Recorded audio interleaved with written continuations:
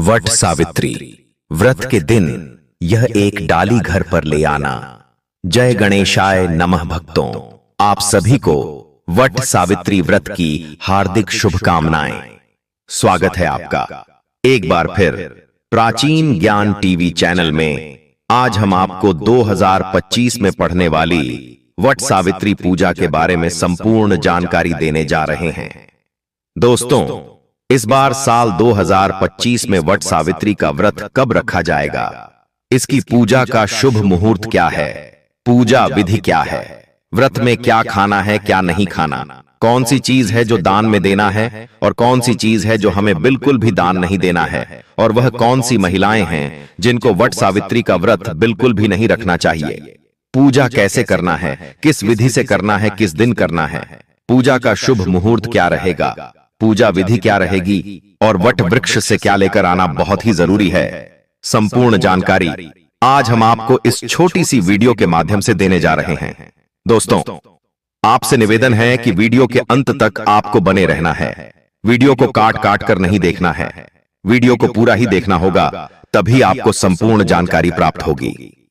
दोस्तों, वट सावित्री व्रत के दिन चाहे कुछ करना या न करना, और यह एक काम जरूर से करना, अखंड लक्ष्मी और सौभाग्य की प्राप्ति होगी।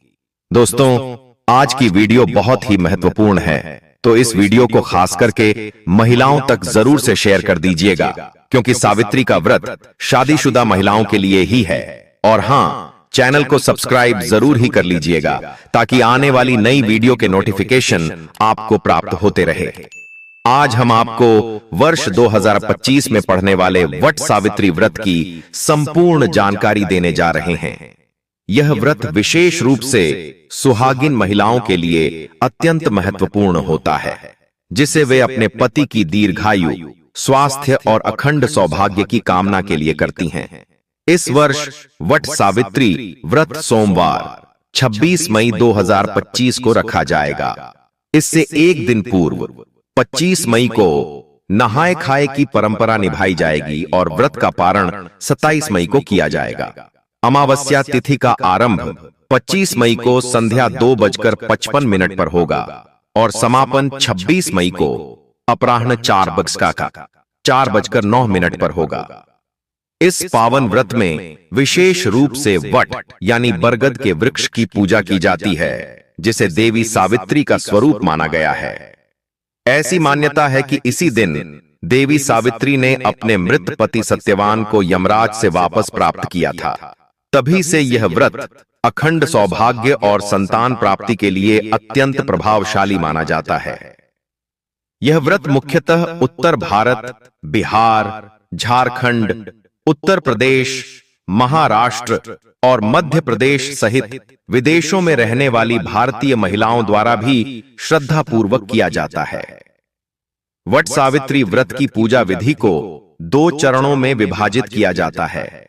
पहला नहाए खाए और दूसरा व्रत पूजन। नहाए खाए वाले दिन महिलाएं सूर्योदय से पहले उठकर स्नानादि कर शुद्ध सात्विक भोजन करती हैं। इस दिन प्याज, लहसुन, बैंगन, मसूर की दाल आदि तामसिक और अशुद्ध भोजन नहीं करना चाहिए।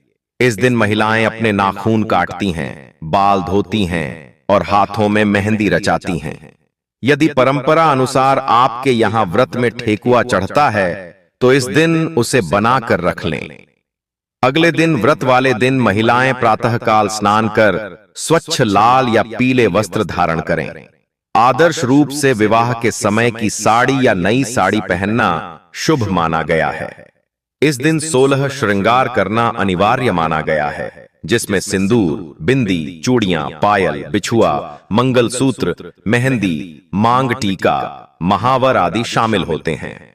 विशेष रूप से मांग में गाढ़ा और लंबा सिंदूर भरना चाहिए, जिससे पति की आयु लंबी होती है और माता सावित्री प्रसन्न होती हैं। चूड़ियां यदि संभव हो तो नई होनी चाहिए और सफेद, काली या नीली चूड़ियां नहीं पहननी चाहिए। पूजा के लिए यदि आप वट वृक्ष के नीचे नहीं जा सकते, तो आप एक दिन पहले ही उसकी टहनी लाकर रेत भरी टोकरी में स्थापित कर लें। साथ ही घर में ब्रह्मा सावित्री तथा सत्यवान सावित्री की मूर्तियों की स्थापना करें।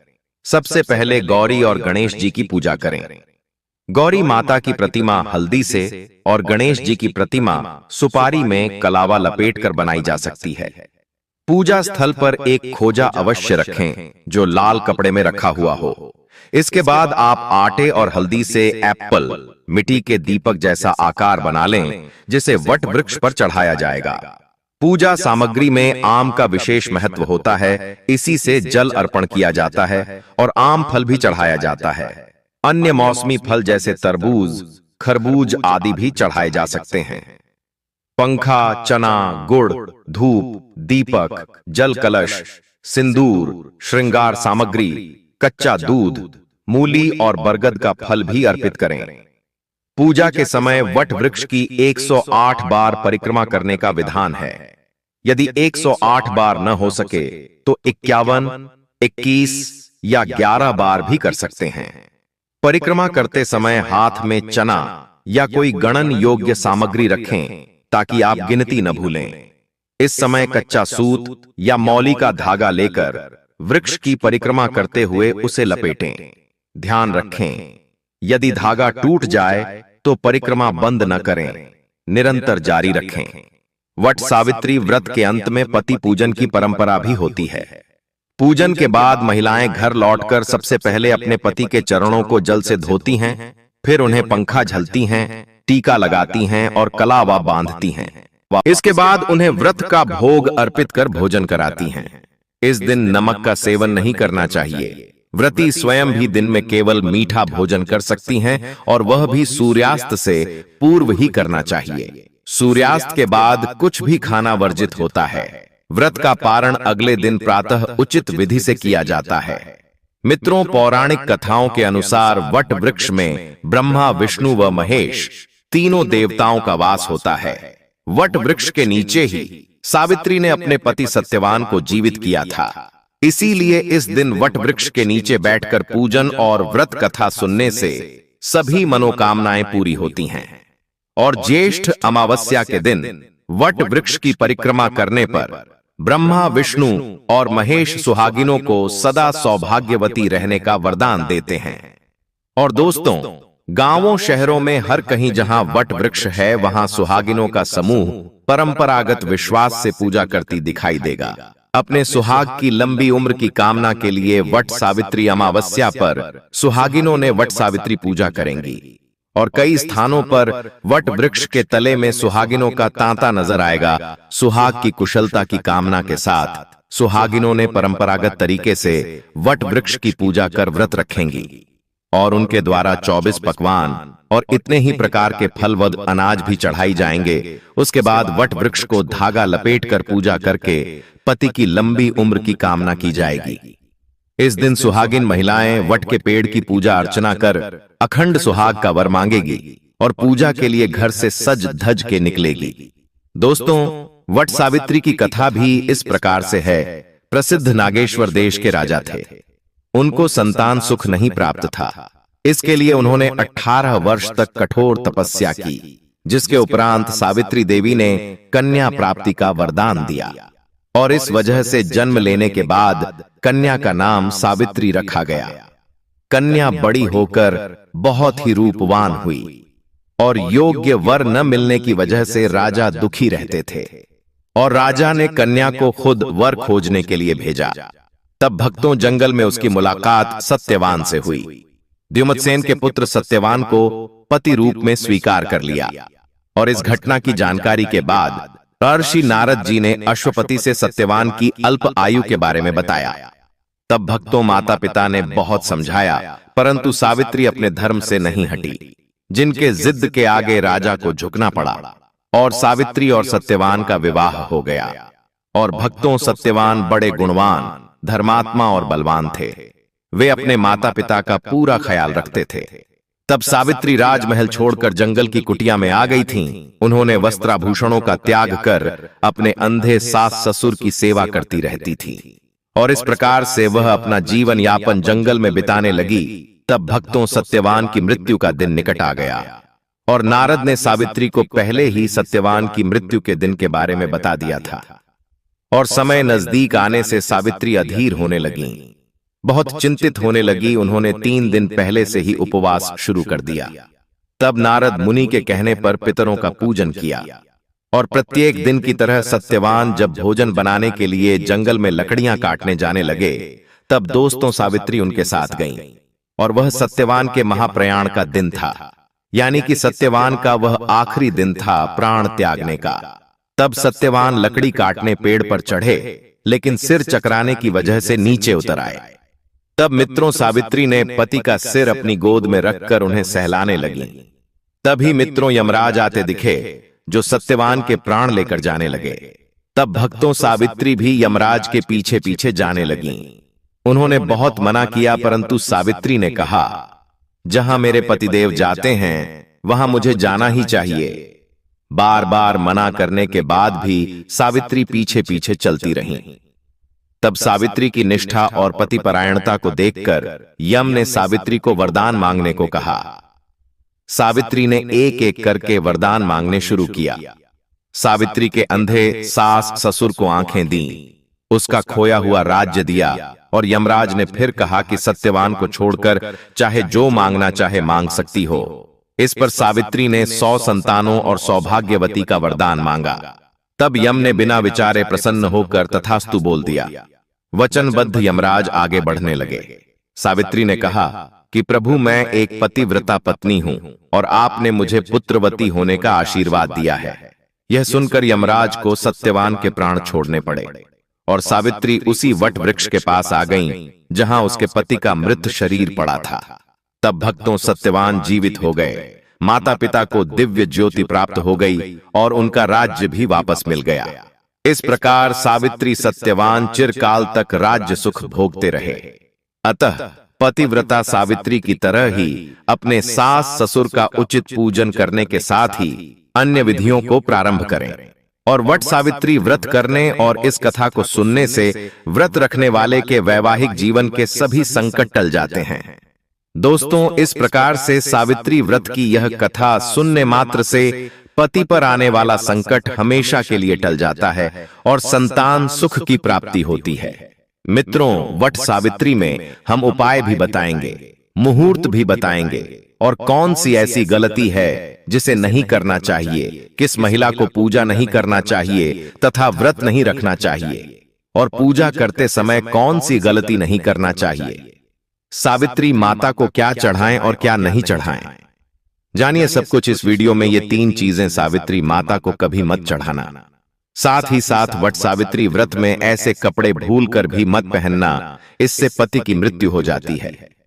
और जानिए वट सावित्री पूजा का शुभ मुहूर्त।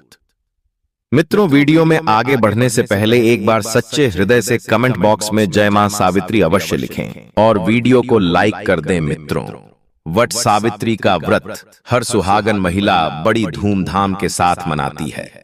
ऐसी मान्यता है कि इस व्रत को रखने से पति की आयु लंबी होती है तथा लंबी उम्र की प्राप्ति होती है। अखंड सौभाग्य और संतान सुख पाने की कामना के साथ महिलाएं इस व्रत को करती है। दोस्तों, हिंदू धर्म में वट सावित्री व्रत सुहागन महिलाओं के लिए महत्वपूर्ण व्रत माना जाता है। पंचांग के अनुसार वट सावित्री व्रत हर साल ज्येष्ठ मास के कृष्ण पक्ष की अमावस्या तिथि को रखा जाता है और यह व्रत सुहागिन महिलाएं अखंड सौभाग्य और संतान प्राप्ति की कामना से रखती है। इस दिन वट वृक्ष और सावित्री सत्यवान की पूजा होती है। दोस्तों, वट सावित्री व्रत की पूजा में कुछ विशेष सामग्री की आवश्यकता होती है, जिसमें सावित्री सत्यवान की प्रतिमा और बांस का पंखा, लाल कलावा धूप दीप और फल फूल रोली सुहाग का सामान, पूरियां चना, बरगद के फल सिंदूर, जल से भरा कलश और रोली आदि चीजों की आवश्यकता रहेगी। और वट सावित्री व्रत के दिन प्रातः काल जल्दी उठकर स्नान के बाद व्रत का संकल्प लें और सबसे पहले पूजा स्थल पर धूप दीप जलाकर सभी पूजन सामग्री एकत्रित कर लें और एक बांस की टोकरी में 7 तरह के अनाज और दूसरी टोकरी में देवी सावित्री सत्यवान की प्रतिमा रखें। अब वट वृक्ष के नीचे सावित्री सत्यवान की प्रतिमा रखकर सबसे पहले वट वृक्ष पर जल चढ़ाकर कुमकुम अक्षत रोली पूरियां और बरगद का फल अर्पित करें। इसके बाद सूत के धागे को वट वृक्ष के 5, 7, 8 या 12 चक्कर लगाते हुए बांध लें। हर परिक्रमा पर एक एक चना वृक्ष में चढ़ाते हैं और इसके बाद हाथ में काला चना लेकर व्रत कथा पढ़ें अथवा सुनें। और मित्रों, पूजा के बाद भीगे हुए चने का बायना निकाले, उसमें दक्षिणा, श्रृंगार का सामान, वस्त्र आदि रखकर सांस को भेंट करें। दोस्तों चलिए अब जानते हैं वट सावित्री में कौन कौन सी सब्जी नहीं खाना चाहिए और कौन कौन सी सब्जी खाना चाहिए और कौन सा फल खाने से व्रत टूट जाता है। वट सावित्री में क्या खाएं और क्या नहीं खाएं और क्या पीना चाहिए और कौन सा फल खाना विशेष और शुभ कार्य माना गया है, आज हम आपको विस्तार से बताएंगे। लेकिन आगे बढ़ने से पहले कमेंट बॉक्स में अपनी राशि जरूर डाल दीजिएगा। यदि दोस्तों हमारे पास आपकी राशि के अनुसार कोई उपाय होगा तो वह आकर हम आपके कमेंट का रिप्लाई में बता देंगे, ताकि आपको राशि के अनुसार फल प्राप्त हो। दोस्तों, राशि के अनुसार किया गया कार्य बहुत ही शुभ माना जाता है और माता रानी बहुत प्रसन्न होती है। और दोस्तों, आपसे निवेदन है कि कमेंट में माता रानी आपका स्वागत है हमारे घर में जरूर लिखें, ताकि माता रानी का आशीर्वाद आपके ऊपर सदा बना रहे हैं। और वीडियो आपको अच्छी लगे तो लाइक करना ना भूले। दोस्तों, शास्त्रों के अनुसार बताए गए व्रत चाहे किसी भी प्रकार के क्यों ना हो, उनसे जुड़े नियम का पालन करना अति आवश्यक माना जाता है। क्योंकि दोस्तों, जो मन के मुताबिक किया जाए वह संघर्ष नहीं कहलाता। कहा जाता है कि मनोकामना को पूर्ण करने के लिए थोड़ा सा संघर्ष यानी कि तपस्या तो करनी ही पड़ती है। इसीलिए दोस्तों, ऐसी मान्यता है कि व्रत को पूर्ण विधि विधान से किया जाना चाहिए, तब आपको व्रत का पूर्ण लाभ फल प्राप्त होता है। अति उत्तम और शीघ्र दीर्घायु वरदान प्राप्त होता है। आपकी सभी मनोकामनाएं शीघ्र माता रानी पूर्ण करती हैं। ऐसे व्यक्ति को मरने के बाद माता रानी के चरणों में स्थान मिलता है। वह सदैव मां की सेवा करता है और ऐसा भक्त स्वर्ग लोक में जाता है। इसीलिए हर शास्त्र यही कहता है कि सच्चे दिल से अगर आपके मन में ईश्वर के प्रति श्रद्धा हो तो बिना पूजा पाठ के ही सारा फल मिल जाता है। और अगर मन में ईश्वर के प्रति शंका हो तो उस मनुष्य को कई जन्मों तक सुख नहीं मिलता, वह नरक में ही भटकता रहता है। भागवत गीता में भगवान श्री कृष्ण ने स्वयं कहा था, दोस्तों, जो मनुष्य सच्चे हृदय से ईश्वर को पुकारता है तो उसका नाता उस शक्ति से जुड़ जाता है जिसे आपने सच्चे हृदय से पुकारा था। इसलिए दोस्तों, भगवान भी कहते हैं कि सच्चे हृदय से ही ईश्वर को पुकारो तो वह आपकी हर मनोकामना को पूर्ण करते हैं। भक्तों, कई लोग ऐसे हैं जो भगवान के सामने घंटों पूजा पाठ करते हैं तथा रोते हैं, फिर भी भगवान उनकी कभी नहीं सुनता। दरअसल जब आप सच्चे मन से ईश्वर को पुकारते ही नहीं हैं तो भला वह आपकी पुकार कैसे सुनेंगे। दोस्तों, यह तो थी वो बातें जो भक्त और भगवान के बीच की है। अब हम जानते हैं वट सावित्री व्रत के दौरान क्या नहीं खाना चाहिए और क्या नहीं पीना चाहिए और कौन सा फल खाने से व्रत संपूर्ण और सफल हो जाता है। दोस्तों, हमारे चैनल प्राचीन ज्ञान को सब्सक्राइब जरूर करें और इस बेल आइकन को दबाना ना भूलें। तो आइए शुरू करते हैं। दोस्तों, आपको बता दे भूलकर भी, वट सावित्री व्रत के दिनों में पानी पूरी कभी मत खाना। अब दोस्तों, आपको यह भी बता दे कि वट सावित्री व्रत में पानी पूरी क्यों नहीं खानी चाहिए, क्योंकि उसमें लहसुन प्याज होता है और खट्टा भी होता है जो व्रत को भंग कर सकता है, पाप लग सकता है। अगर आप वट सावित्री व्रत या शुक्रवार को खट्टा नहीं खाते हैं तो माता संतोषी आपको धन धान्य से माला माल कर देती है, आपके घर में अपना आवास बना लेती है। दोस्तों, बस शुक्रवार के दिन इस चीज का त्याग करना चाहिए, पालन करना चाहिए। वट सावित्री व्रत में लहसुन प्याज और खट्टा। फिर चाहे आपने व्रत भी नहीं रखा है, फिर भी आपको शुक्रवार के दिन या अन्य दिनों में लहसुन प्याज नहीं खाना चाहिए। दोस्तों, वट सावित्री व्रत के दिन अगर आपने व्रत रखा है तो यह फल जरूर खाने चाहिए। दोस्तों, आपको बता दें कि शास्त्रों में बताया जाता है कि भगवान के भोग में सेब आदि जरूर अर्पित किया जाता है। अगर आपका व्रत है तो आपको उसे जरूर खाना चाहिए। केला, पपीता, तरबूज और मीठे अंगूर जरूर खाना चाहिए। इन फलों से व्रतधारी को शक्ति मिलती है और व्रत संपूर्ण हो जाता है। और शास्त्रों में बताया जाता है कि वट सावित्री व्रत के दिनों में केला जरूर खाना चाहिए। वट सावित्री व्रत के दिनों में केला का घर में प्रवेश होना बड़ा ही शुभ माना गया है। केला खाने से वट सावित्री व्रत का व्रत सफल हो जाता है, क्योंकि इसमें माता रानी और भगवान विष्णु का आशीर्वाद मिला हुआ होता है। वट सावित्री व्रत के दौरान से जो भी खाता है उसे दुखों का सामना नहीं करना पड़ता है। केला आपको जरूर खाना चाहिए। माता लक्ष्मी प्रसन्न होती हैं और आशीर्वाद देती है। दोस्तों, आपको बता दें कि वट सावित्री व्रत में तेल की तली हुई हरी मिर्च खा सकते हैं, लेकिन कम मात्रा में खाना है। व्रत के दौरान ज्यादा तीखा नहीं खाना चाहिए। भक्तों, व्रत में तीखा खाने से व्रतधारी की जो पेट की आंतें होती है उसमें जख्म हो सकते हैं, क्योंकि इस दौरान हम व्रत का पालन करते हैं तो हमारे पेट में कुछ नहीं होता है। इसीलिए हल्का खाना खाना सर्वोपरि है और उत्तम माना जाता है। व्रतधारी को रसीले आलू अवश्य खाना चाहिए। इससे हमारे शरीर में ऊर्जा की भरपूर जरूरत होती है, पूरी हो जाती है। आप आलू का पानी पी सकते हैं, रसीले आलू जरूर खाना चाहिए। दोस्तों, वट सावित्री व्रत में भिंडी की सब्जी जरूर खाना चाहिए, क्योंकि दोस्तों भिंडी में कई ऐसे पोषक तत्व होते हैं जो हमारी हड्डियों को मजबूत बनाते हैं। तथा वट सावित्री व्रत में बैंगन की सब्जी जरूर खाना चाहिए। लेकिन याद रहे, जब वट सावित्री व्रत में सोमवार पड़ जाए तो बैंगन की सब्जी मत खाना, पाप लगेगा। वट सावित्री व्रत में सब्जी में हरा धनिया जरूर डालना चाहिए। हरे धनिये से भी व्रतधारी को पोषक तत्व मिलते हैं।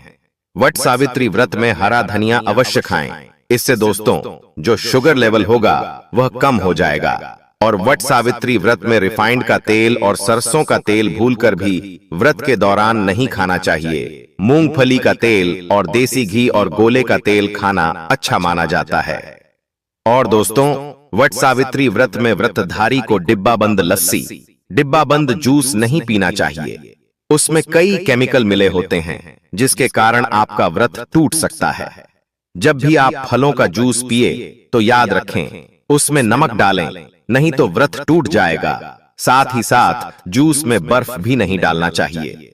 दोस्तों, आपको फलों का सादा जूस पीने से व्रत सफल होता है। दोस्तों, वट सावित्री व्रत के दौरान सिंघाड़े का आटा या कुत्तू का आटा खाने से पहले यह देख लें कि आटा पुराना नहीं होना चाहिए, क्योंकि दोस्तों पुराने आटे में कीड़े वगैरह पड़ जाते हैं जिसके कारण आपका व्रत टूट सकता है, क्योंकि यह छोटे छोटे कीड़े हमें दिखाई नहीं देते और आपके मुंह तक पहुंच आते हैं। ऐसा खाना मतलब कीड़े मकोड़ों का मांस खाने के बराबर माना गया है। दोस्तों, वट सावित्री व्रत के दौरान आप शाम के समय खाने में दही ले सकते हैं और आलू वगैरह खा सकते हैं। आलू के चिप्स खा सकते हैं, साबूदाने की टिकिया बनाकर खा सकते हैं और साबूदाने की खिचड़ी खा सकते हैं। आलू के पापड़ भी खा सकते हैं। दोस्तों, वट सावित्री व्रत के दौरान आप दूध पी सकते हैं जो आपको ताकत देगा।